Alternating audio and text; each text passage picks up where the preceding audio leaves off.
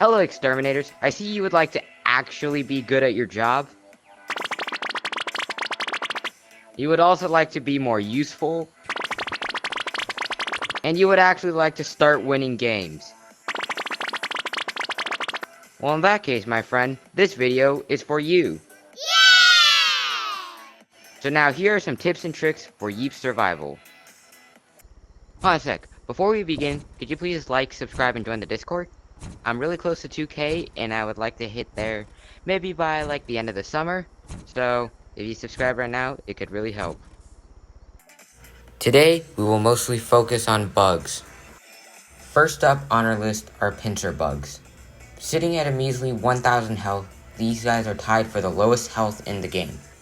This means they can be taken out by 4 bat hits, 4 pellet shots, or 1 explosive hit. Damage-wise, they fare slightly better, being able to do 500 damage.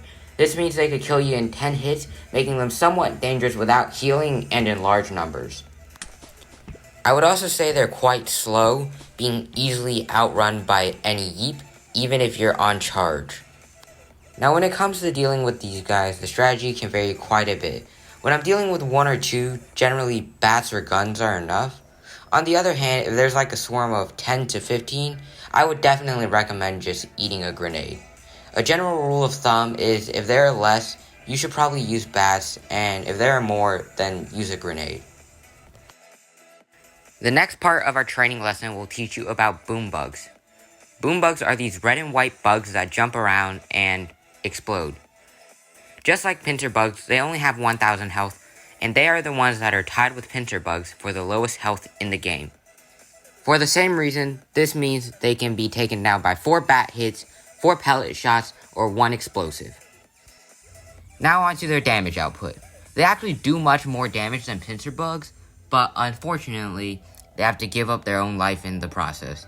They ask you how you are, you just have to say that you're fine when you're not really. As most of you yeeps probably have figured out by now, they will just jump their way up to you and then just blow up right in your face. This means like all other explosives, they do 1000 damage. As shown in the videos before, they are also quite mobile, being even able to double jump, meaning they're the only mob in the entire game that can do that. Personally for me, when I have to deal with them, it's very similar to pincers. The only difference is I wouldn't really recommend melees as much. Like, they're still a good alternative, but usually I would prefer using sentries. Our next target is the first mob that can fight you from a range. Introducing the spitting snail. The spitting snail is also the first mob to have an increase in health, being at 1500. This increase in health is actually somewhat important, as it means it takes 6 bat strikes, 6 pellets, or 2 explosives to kill the spitting snail. It also has a pretty good attack, being able to do 750 damage per bullet, and it also has a really good range. For speed and mobility, I really don't think I need to say much. Yeah, sure, they have a range, but nonetheless, they're still very, very slow. Now for snails, before we get to the general strategy, I actually have some quick tips real quick.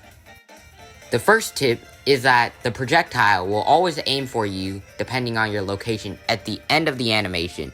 Even though intuition might tell you that the projectile is going to go to you when you are at the beginning of the animation, you actually have to pay attention and keep on moving, because it's actually going to focus on where you are at the end of the snail's firing animation. The other tip is that you can bait their attacks to harm other bugs. This can be done by all the mobs, but personally I feel it's easiest with this one.